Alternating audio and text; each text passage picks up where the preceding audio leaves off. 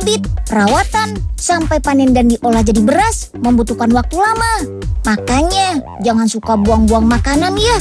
Ambil secukupnya saja. Yang kita tahu sih hasil utama dari tanaman padi adalah beras. Tapi masih ada loh olahan lain yang bisa dihasilkan dari tanaman padi. Hari ini Unyil bakal kasih berbagai info soal padi nih. Yuk kita kemon.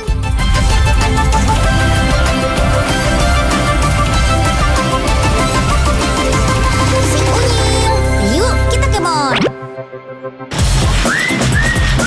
Beras berkualitas unggul bisa dihasilkan dari penanaman bibit padi yang unggul, cepat dan efisien.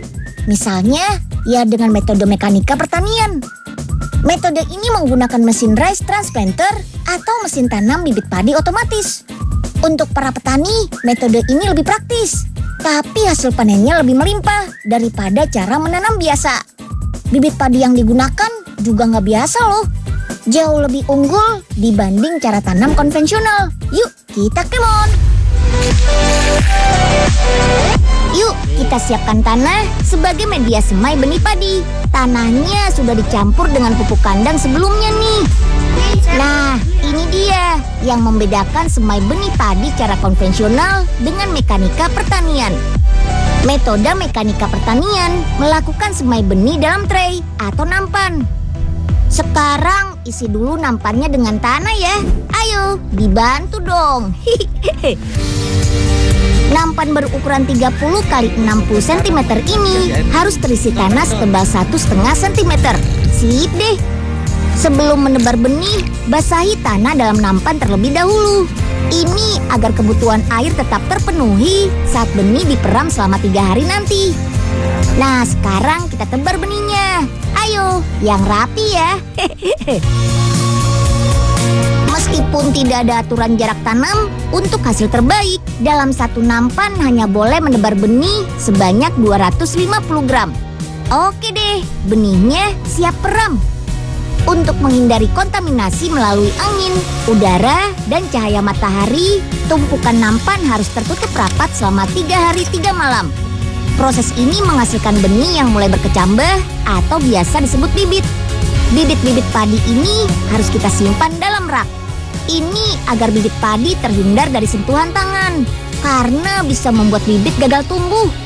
Jangan lupa untuk rutin menyiram bibit saat pagi dan sore hari. Nah, butuh waktu sampai 14 hari untuk menghasilkan bibit padi siap tanam. Ini jauh lebih cepat dibandingkan membuat bibit padi di sawah. Bisa hampir sebulan loh. Wow, sangat efisien ya. Setelah 14 hari, bibit terus meninggi dengan jumlah anakan yang semakin banyak. Nah, kalau sudah begini sih, nantinya bulir padi juga akan banyak. Sekarang keluarkan bibit dari nampan. Dari 25 kg benih yang disemai, hanya butuh 1 jam untuk menggulung bibit padi. Kalau cara konvensional butuh waktu sampai 3 hari loh. Bibit padi yang dihasilkan dengan cara mekanika pertanian memang sangat unggul. Mantap! Yuk kita letakkan bibit padinya di mesin rice transplanter. Come on, kita ke sawah. Mesin rice transplanter akan menanam bibit padi secara otomatis dengan jarak dan kedalaman tanam yang seragam. Untuk menanam bibit padi di lahan seluas 1 hektar ini hanya butuh waktu kurang lebih 10 jam. Kalau cara konvensional sih butuh waktu sampai 5 hari loh. Tidak hanya itu saja, waktu panen dengan metode mekanika pertanian juga relatif lebih singkat. Hanya 115 hari setelah tanam bibit di sawah. 20 hari lebih cepat dibanding cara tanam konvensional. Wah, kalau semua petani menggunakan cara tanam padi seperti ini, produksi padi bisa tetap terjaga nih. Dan hasilnya tentu bisa lebih melimpah. Nggak bakalan ada lagi deh yang namanya impor beras. Karena Indonesia bisa memenuhi kebutuhan berasnya sendiri. Mantap nggak tuh?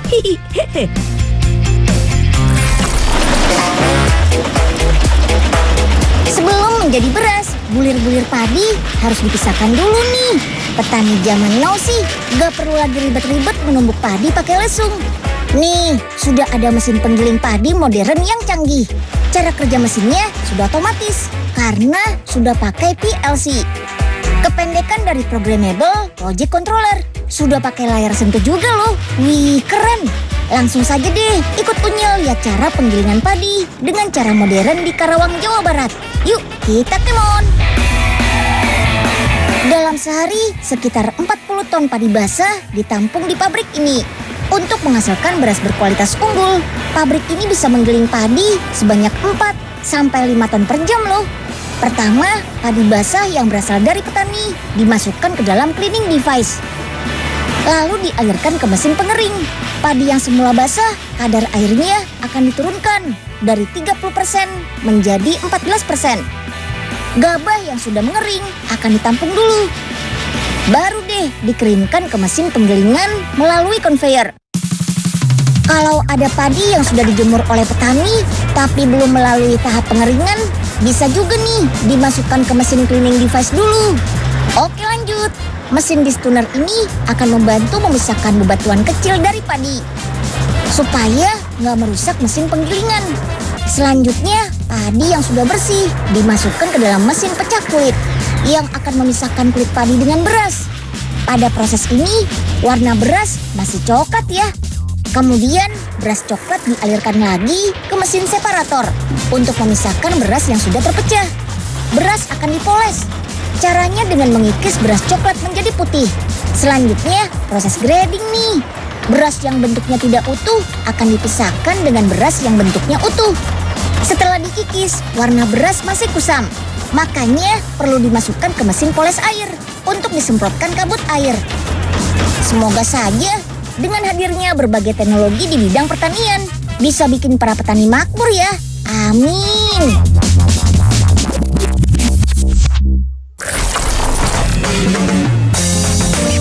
Teman-teman pernah memperhatikan nggak kalau warna beras tuh beda-beda? Ada yang putih